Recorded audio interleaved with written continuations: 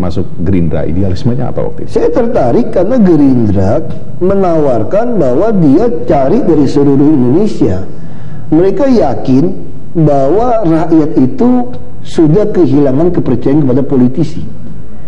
Ini kan sebuah unsur yang bahaya. Nah, saya juga mengerti, saya baca filsuf yang lama mengatakan 5 unsur untuk sebuah negara maju. Ada wilayah, ada rakyat, ada pertahanan, ada makanan, tentu ada kepercayaan. Kalau hanya satu unsur yang dipertahankan, hanya kepercayaan untuk bisa membuat ini baik. Nah, bangsa kita ini tiba-tiba pasca reformasi kehilangan unsur ini. Nah, lalu Gerindra mencari di seluruh Indonesia. Dia yakin kalau menjual rekam jejak bisa mengalahkan semua partai, bisa mengalahkan orang yang punya uang. Dan walaupun itu dia nggak bisa nyalonkan, dia hanya menjual konsep itu loh. Nah, ini butuh ada aktor yang mau tanda kutip berkorban masuk ke dalam sebuah skenario ini. Makanya saya senang, saya terpilih walaupun saya hanya pemain cadangan ini, pemain cadangan dari Deddy Miswar, hanya wakilnya Jokowi.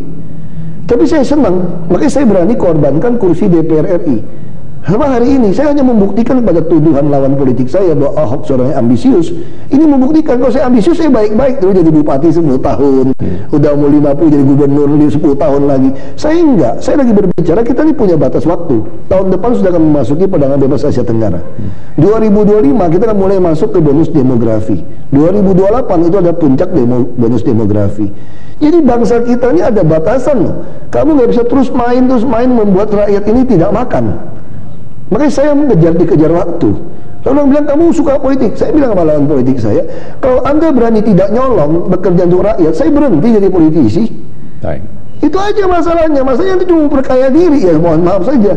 Saya nggak bisa bantu orang miskin, harus lawan Anda gitu loh. Ini ada pertanyaan hipotetis, Anda pernah jadi anggota DPR. Nah, kalau Anda anggota DPR hari ini, atau RUU Pilkada ini muncul sewaktu Anda di DPR? Sudah muncul. Ini sudah muncul tahun 2010. Kalau muncul sekarang dan ingin disahkan oh, saya akan tolak.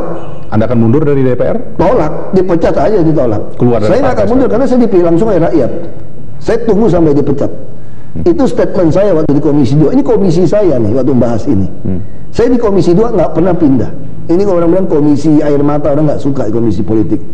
Saya di situ 2,5 tahun dan di Badan Legislasi, saya tegaskan, saya malah mau masukkan satu pasal untuk revisi Undang-Undang Pemilu Kada. Sampai saudara Ray Rangkuti, dia mengatakan ini pasalnya Ahok nih. Kenapa bilang pasal Ahok? Saya ingin revisi Undang-Undang Pemilu Kada memasukkan pasal pembuktian terbalik. Jadi siapapun ingin jadi pejabat bukan cuma melaporkan hartanya, tapi harus bisa membuktikan hartanya dari mana. Itu ada dasar hukumnya. Udah tanda tangan Pak SBY diratifikasi konvensi PBB melawan korupsi, Undang-Undang Nomor 7 tahun 2006. Ada prinsip illicit enrichment. Ketika seorang pejabat publik hartanya bertambah, tidak bisa membuktikan dari mana dengan gaya hidupnya, disita buat negara. Jadi harusnya memasukkan pasal ini. Jadi siapapun mau jadi pejabat diperiksa.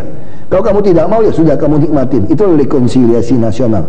Tapi kita ingin lapangan tanding ini rata. Masa mantan koruptor disuruh lawan orang yang akademisi atau rohaniawan atau aktivis yang jujur, PNS yang jujur? Nggak menang dong. Ketika penghasilan rakyat kita masih di bawah $2 lebih dari setengah penduduk Indonesia. Nah, dia harus bikin sistem. Bukan soal dibuat pemilu kada. Kalau dia kan cuma pikirannya apa? Daripada bayar 10 juta orang berat, mendingan piara 100 orang. Itu berarti nggak ada substansi niat Anda mewujudkan keadilan sosial. Ini cuma bagi-bagi duit aja gitu loh. Makanya saya melawan. Jadi Anda siap menanggung resiko politik apapun juga dengan keluarnya Anda? Ini sudah saya buktikan. Sudah saya buktikan. Saya sudah ada mau, pihak tertentu yang menjamin semuanya akan aman? Enggak? Mau jamin aman gimana? Dari dulu juga saya ini kok. Kata anak saya tuh, bapak ini kayak cowboy lonely ranger saja, dia bilang. Ya sudah, mau apa? Ini resiko politik yang sudah tempuh. Saya cuma yakin orang yang punya nurani pasti sama dengan saya. Kalau Anda nurani untuk wujudkan keadilan sosial ya, tidak munafik. Kalau Anda sadar bahwa sekarang banyak anggota DPRD, tentu oknum juga ya, yang tidak bisa membuktikan hartanya dari mana. Kalau saya punya kekuasaan, saya periksa semua anggota DPRD maupun DPR RI. Oke, baik. Anda hartanya dari mana asalnya, bayar pajak atau tidak. Baik. Itu aja bagi saya gitu. Lalu bagaimana rencana politik Ahok ke depan? Nantikan sesaat lagi.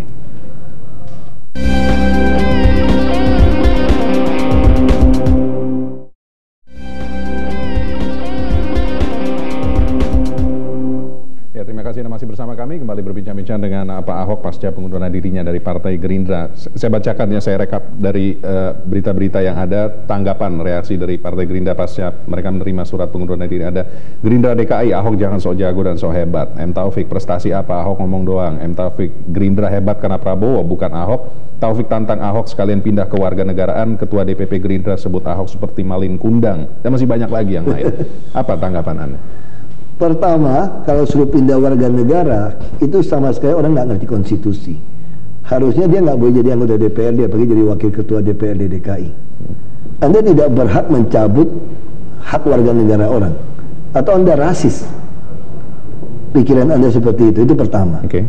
Yang kedua, dibilang Ahok tidak hebat. Memang Ahok tidak hebat di mata Gerindra kok. Kalau Ahok hebat dari dulu, Gerindra mencalonkan Ahok jadi gubernur kan? Kalau Ahok hebat, Gerindra sudah tidak memasukkan nama Deddy Miswar untuk ditawarkan kepada PD Perjuangan.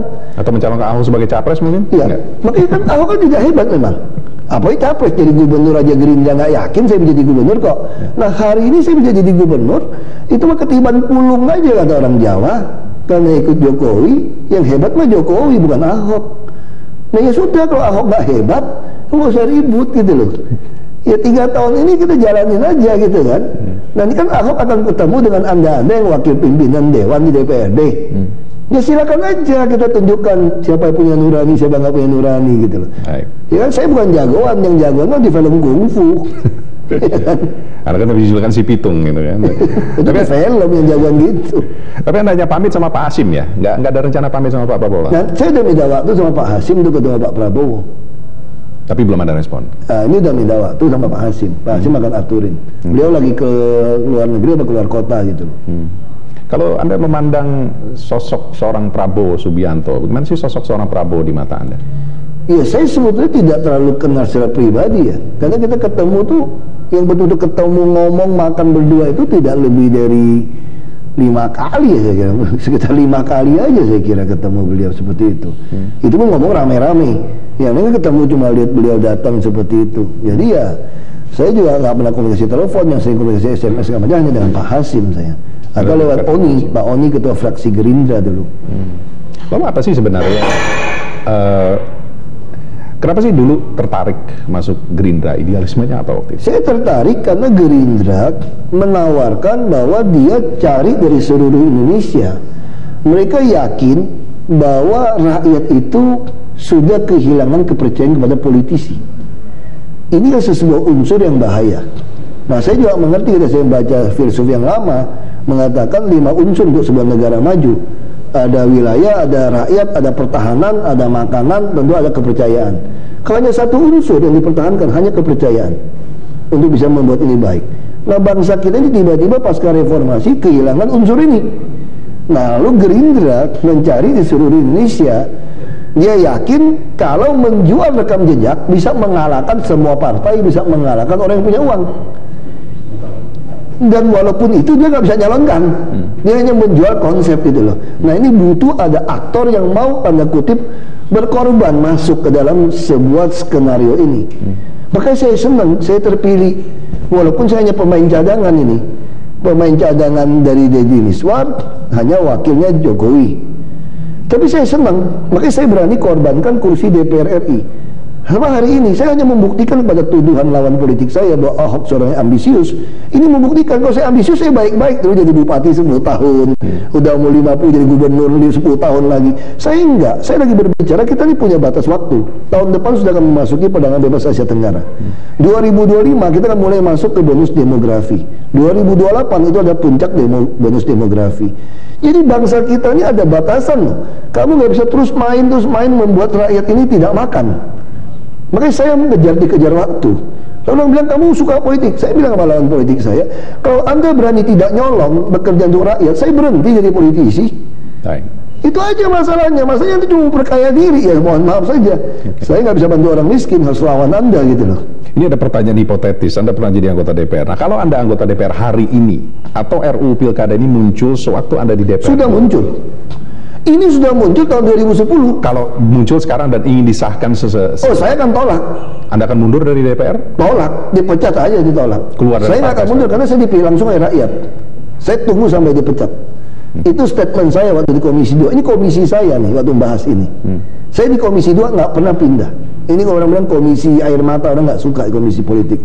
Saya di situ 2,5 tahun dan di badan legislasi, saya tegaskan, saya malah mau masukkan satu pasal untuk revisi Undang-Undang Pemilu Kada. Sampai saudara Ray Rangkuti, dia mengatakan ini pasalnya Ahok nih. Kenapa bilang pasal Ahok? Saya ingin revisi Undang-Undang Pemilu Kada memasukkan pasal pembuktian terbalik. Jadi siapapun ingin jadi pejabat bukan cuma melaporkan hartanya, tapi harus bisa membuktikan hartanya dari mana. Itu ada dasar hukumnya. Udah tanda tangan Pak SBY diratifikasi konvensi PBB melawan korupsi, Undang-Undang Nomor 7 tahun 2006. Ada prinsip illicit enrichment. Ketika seorang pejabat publik hartanya bertambah, tidak bisa membuktikan dari mana dengan gaya hidupnya, disita buat negara. Jadi harusnya memasukkan pasal ini. Jadi siapapun mau jadi pejabat diperiksa. Kalau kamu tidak mau, ya sudah, kamu nikmatin. Itu rekonsiliasi nasional. Tapi kita ingin lapangan tanding ini rata. Masa mantan koruptor disuruh lawan orang yang akademisi atau rohaniawan atau aktivis yang jujur, PNS yang jujur, nggak menang dong. Ketika penghasilan rakyat kita masih di bawah $2 lebih dari setengah penduduk Indonesia. Nah, dia harus bikin sistem. Bukan soal dibuat pemilu kada. Kalau dia kan cuma pikirannya apa? Daripada bayar 10 juta orang berat, mendingan piara 100 orang. Itu berarti nggak ada substansi niat Anda mewujudkan keadilan sosial. Ini cuma bagi-bagi duit aja gitu loh. Makanya saya melawan. Jadi Anda siap menanggung resiko politik apapun juga dengan keluarnya Anda? Ini sudah saya buktikan. Sudah saya buktikan. Saya sudah tidak ada pihak tertentu yang menjamin semuanya akan aman nggak? Mau jamin aman gimana? Dari dulu juga saya ini kok.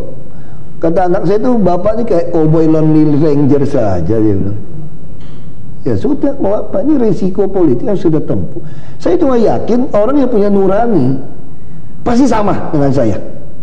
Kalau Anda nurani untuk wujudkan keadilan sosial ya, tidak munafik. Kalau Anda sadar bahwa sekarang banyak anggota DPRD, tentu oknum juga ya, yang tidak bisa membuktikan hartanya dari mana. Kalau saya punya kekuasaan, saya periksa semua anggota DPRD maupun DPR RI. Oke, baik. Anda hartanya dari mana asalnya? Bayar pajak atau tidak? Baik. Itu aja bagi saya gitu. Lalu bagaimana rencana politik Ahok ke depan? Nantikan sesaat lagi.